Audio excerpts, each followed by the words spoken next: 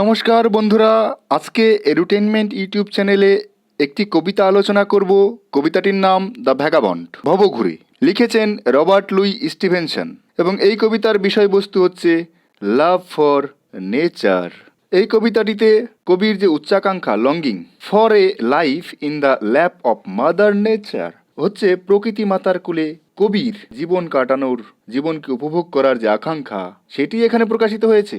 এবং কবিতাটি দেখিয়েছেন যে joy of life in travelling, ঘুরে বেড়ানোর মধ্যে ট্রাভেলিং, এই দেখুন, লাভ টু ট্রাভেল, ট্রাভেলিং এর মধ্যে, ঘুরে বেড়ানোর মধ্যেই, জীবনকে উপভোগ করার মধ্যেই, প্রকৃতির মধ্যেই রয়েছে জীবনের পরমানন্দ।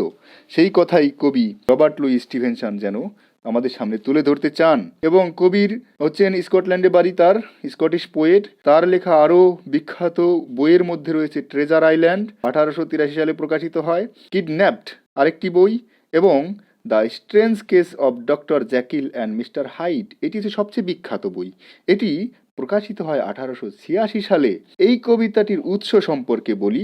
সেই সময়ে স্কটল্যান্ডে একজন মিউজিক কম্পোজার ছিলেন। মিউজিক কম্পোজার কারা আপনারা জানেন, যারা মিউজিক কম্পোজ করে এবং বিভিন্ন গানের অ্যালবাম বের করে। এবং তার নাম ছিল র্যালফ ভন উইলিয়ামস। এই র্যালফ ভন উইলিয়ামস হচ্ছে রবার্ট লুই স্টিভেনসনের বন্ধু টাইপের। র্যালফ ভন উইলিয়ামস একটি মিউজিকের অ্যালবাম বের করেন যার নাম সংস অফ ট্রাভেল। এই সংস অফ ট্রাভেলের প্রথম গানটি হচ্ছে দ্য ভ্যাগাবন্ড। এই প্রসঙ্গে নচিকেতার একটি গান মনে পড়ে যে আমি ভব ঘুরে হব, এটাই আমার অ্যাম্বিশন। সেই অ্যাম্বিশনটাই যেন এই কবিতাটিতে ফুটে উঠেছে। স্টিভেনসনের যেন একটাই জীবনের অ্যাম্বিশন, সেটা হচ্ছে ভ্যাগাবন্ডের মতো ঘুরে বেরিয়ে জীবনের পরম তৃপ্তি লাভ করা। কবিতাটি লেখার পিছনে কাহিনী কি আছে সেটি হলো, এই কবি একবার প্রচণ্ড অসুখে পড়েন। ডাক্তার তাকে বলে চেঞ্জে যেতে, এবং তিনি চেঞ্জে যান প্রকৃতির সৌন্দর্য ভরা একটি স্থানে, যেখানে গিয়ে প্রকৃতির এত কাছে তিনি প্রকৃতির সঙ্গে এতই একাত্মতা বোধ করেন যে তিনি এই কবিতাটি লিখে ফেলেন। এটি একটি সুন্দর রোমান্টিক কবিতা। রোমান্টিক কবিতার বৈশিষ্ট্য আমি বলছি, সেটি হলো লাভ ফর নেচার, প্রকৃতির প্রতি ভালোবাসা, এবং presence of the poet in the poem, কবির উপস্থিতি কবিতার মধ্যে। এখানে দেখুন, কবিতার মধ্যেই কবি রয়েছেন আই, ফার্স্ট পারসন ন্যারেটিভ। কবি এখানে নিজের এক্সপিরিয়েন্স, নিজের অনুভূতিকেই বর্ণনা করছেন।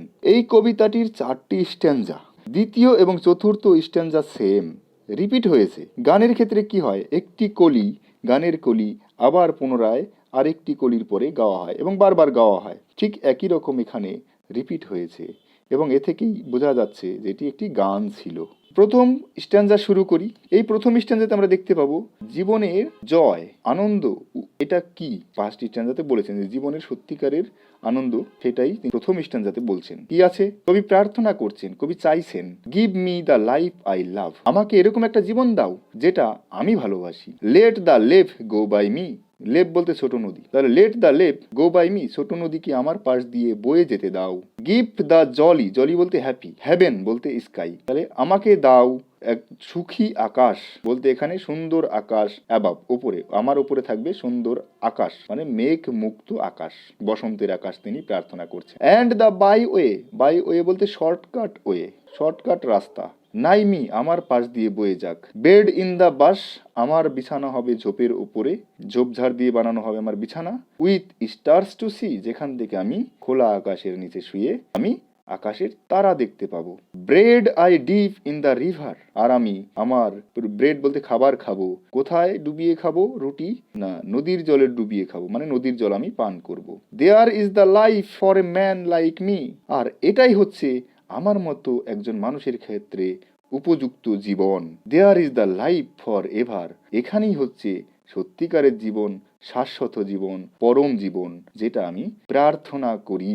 এবার চলুন সেকেন্ড স্ট্যাঞ্জা শুরু করি। বলেছে let the blow fall soon or late, blow বলতে জীবনের যে দুঃখ কষ্ট, ঝড় ঝঞ্ঝা, স্টর্ম, চ্যালেঞ্জেস, সব আসুক, আমার উপরে নেমে আসুক, আগে বা পরে যাই হোক, যখনই আসুক নেমে আসুক। Let what will be over me, আমার যা হবার হোক, আমার উপরে যা খুশি নেমে আসুক।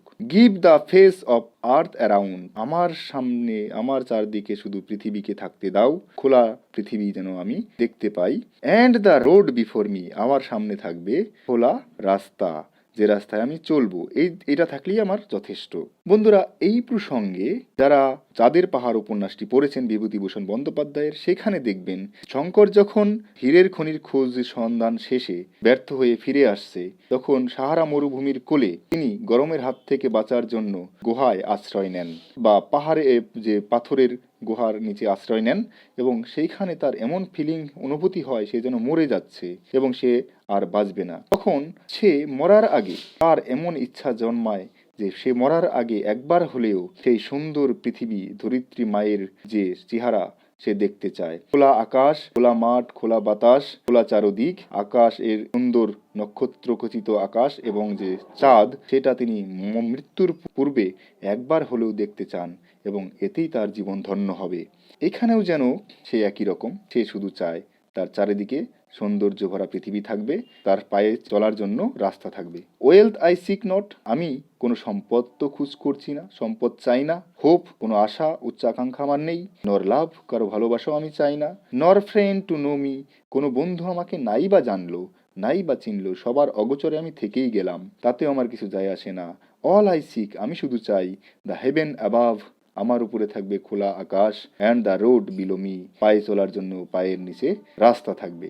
আমি শুধু ঘুরে বেড়াবো এবং দেখে যাব পৃথিবীর অপরূপ রূপ। তো বন্ধুরা, সেকেন্ড ভিডিওতে আমি বাকি দুটো স্ট্যাঞ্জা আলোচনা করব এবং শেষ করব আরেকটি ভিডিও দিয়ে। তো ধন্যবাদ।